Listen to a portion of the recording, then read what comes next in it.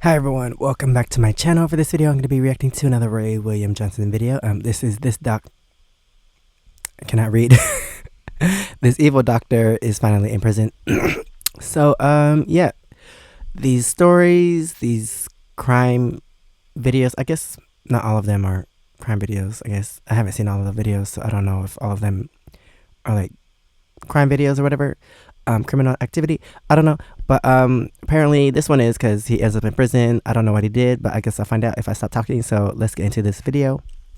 And please subscribe. Let me know what else I should react to in the comments below. So this guy, his name's James, and James is like the coolest old guy you've ever heard of. I mean, he's 63, he's a doctor, he's also an ex-Green Beret who Turn it fought down a in little bit. Vietnam and saved a bunch of people, so he's like a war hero. And if that isn't cool enough, he's also really into motorcycles. Yeah, he's one of those guys. But one day in 2011, it all changes, because he meets this guy, Ferdinand.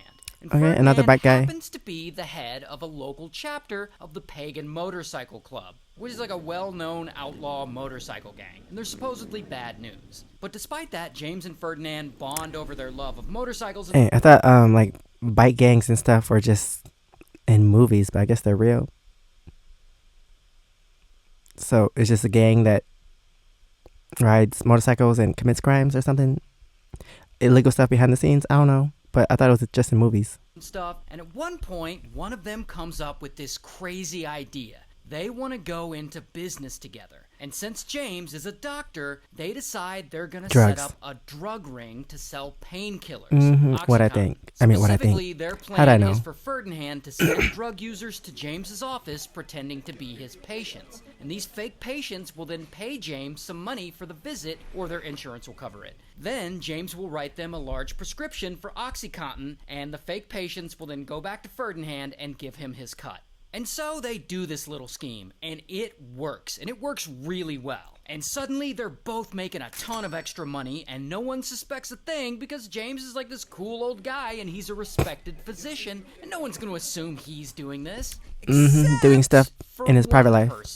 One person gets really suspicious of James, and that person is this nice woman, April. April's 47 and she's James's wife. Not only that, she's also a popular on-air host at the local radio station, and she's known to be very outspoken. I love being here to bring you the truth. As unvarnished, as unpretty, unbuttered on the biscuit it is. Now, we don't exactly know how, but at some point, April starts getting suspicious of some of the things James is up to. And she discovers that he is a big part of this motorcycle gang Oxy drug ring. And if that isn't bad enough, she also discovers that he's a big fucking liar. And that he's made up a bunch of stuff about his past. Like, he was never a Green Beret, he never fought in Vietnam, he never rescued a bunch of people, he lied about his service, and all his military...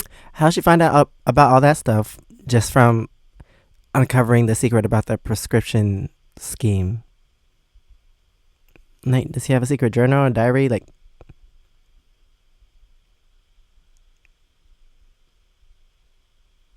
I don't know, maybe she asked people, like, okay, you find out that he's doing this illegal thing. Now, how do you uncover all this other stuff?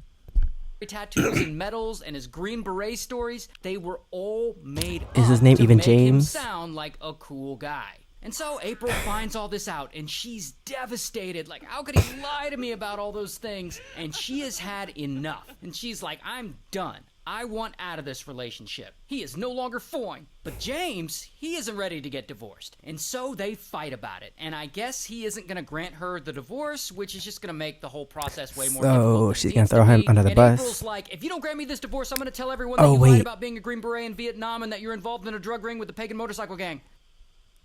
Oh wait, tell me this story doesn't end in murder, because I feel like a lot of these stories, there's like a twist at the end and someone ends up dead. So, hopefully she's still alive. But here's the thing, her threatening to tell everyone is a big deal, because she's a popular on-air radio host in that area. She's also very well known for having a lot of opinions, and at any time she could jump on the mic and ruin James's whole reputation. And obviously James can't have that. And he's like, if you tell anybody, I'll go nuclear on this family. But April's like, whatever, you're all talk. And while James acts all hardcore, deep down, he's super worried about her telling on him. And so he comes up with a plan to make sure she doesn't do that. He's gonna hire a hitman. And so he goes to Ferdinand and he's like, can you help me find someone to unalive my wife? And Ferdinand's like, alright. And they end up hiring a hitman. And the hitman they hire is this guy, who we'll just call Hitman. Now, Hitman is also a member of the Pagan Motorcycle Club, and he agrees to do this hit for $20,000. And so the plan is all set, and on the day it's supposed to go down, James leaves his house for work like he normally does. But this time, he makes sure to leave one of the doors unlocked. While April, she's still at home, and she has no idea what's coming. Meanwhile, Hitman is on his way to the house, and he gets there, and he gets out of his car, and he sneaks in through the unlocked door, and there, he finds April, and blam, he shoots her, and blam, he shoots her I was again, hoping... and then he leaves. Dang it, I was hoping this story didn't end. Or did it have another, unaliving situation? Because I feel like a lot of these stories do have that, but I thought there was going to be one without it. Dang, R.I.P. And later, a handyman shows up to the house to work, and he finds her body, and he reports it to the police. And so, police investigate. Wait, what? Okay, so a handyman comes to the house. Do they usually walk into the house? Like, don't they knock or call or... Unless the door was wide open or something, I don't know. Like, even if the door wasn't locked, would they just walk in? Interesting. And I don't they know. don't find anything. No fingerprints, no shell casings, no sign of forced entry, nothing stolen. So they got nothing to work with. Even James has a solid alibi. He was at work. And I guess police never really get any more leads after that because the case goes cold.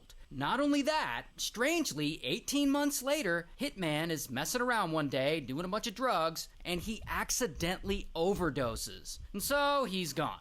Which sucks for him, but that's actually good news for James, because that's one less person who can connect him back to April's murder. And so now it really looks like James Then how do pulled people off find the out? perfect hit, and he's gonna get away with everything. Unless the guy that he asked, outed him, threw him under the bus. Until I'm trying to guess before he says... years go by. And the governor of New Jersey at this time, this turd, Chris Christie appoints a new county prosecutor. And this new county prosecutor steps into his role, and he's immediately like, damn, why does this county have so many unsolved murders? And so he wants to try and get those numbers down. And he and his team pull some cold cases from the files that they think they can solve. One of those cases happens to be April's case. And so they dig into April's case, and they start looking at James. Because, you know, when investigating these things, it's always a safe start to look into the husband or the boyfriend as a suspect. Because generally they're But guilty. why didn't they And do so that they in the first investigate place? James. And right now they don't really have much to go on, because remember, he had a solid alibi. But then they find out, separately from all this, separately from everything I've talked about so far, James is being investigated for some other kinds of medical fraud. I guess he was like selling compound cream medications for kickbacks, and apparently a couple of other schemes. Regardless, it doesn't matter, because it was illegal. And this alleged medical fraud is enough for police to get a search warrant. And boom, the police and FBI show up to James's office. And James is there, and he sees them coming He's like, outside, and he goes and he does the last thing anyone would expect. He jumps. He pulls out a pew-pew, and he's like, stay back or I'm gonna unalive myself. And shit gets real for a minute. Okay, But so eventually, police... he randomly has a gun at work, at his office. Okay. Do clinics and stuff not have like metal detectors at the door or something? I don't know. But dang, this AI gun looks crazy. There's a hole facing down. do talk him down, and bam, they arrest him. But not for being involved in April's murder, because it hasn't been proven yet. They arrest him for a weapons violation. And by the way, here's his mugshot. The husband of a murdered South Jersey radio host is under arrest and now facing charges following a standoff with police. Now, because of all this, police are able to get James's phone, and they get into it, and they see that he's connected to a guy named Ferdinand, and therefore the Pagan Motorcycle Club. And so then James caves and he tries to save his ass by blaming everything on the pagan motorcycle. That's wrong move because he knows your secrets too, so they're gonna try to get him, and he's gonna spill all your beans. And so police, they go to the pagan motorcycle gang and they're like, this guy's trying to blame this murder on you guys. And then some members of the pagan motorcycle gang come forward and they're like, nah, James was giving us OxyContin as part of a drug ring, and then he came to us wanting his wife unalived. And so with this new information, kaboom, they charge James. Dang, he really thought that was gonna first-degree work. Murder and some other stuff. And also, bam, they go and arrest Ferdinand for his involvement in all this. Here's his mugshot. Prosecutors now say Dr. James Kaufman arranged the murder of his wife and used a biker gang to carry it out. And so now James, he's in jail and he's waiting on his trial, and unfortunately, or fortunately, while he's there, he unalives himself with a bedsheet and he never faces trial. Ferdinand, on the other hand, he stays alive and he gets convicted and he's sentenced to life in prison. Okay, so why would he think that was gonna work? Like, the person that you hired to find a hitman,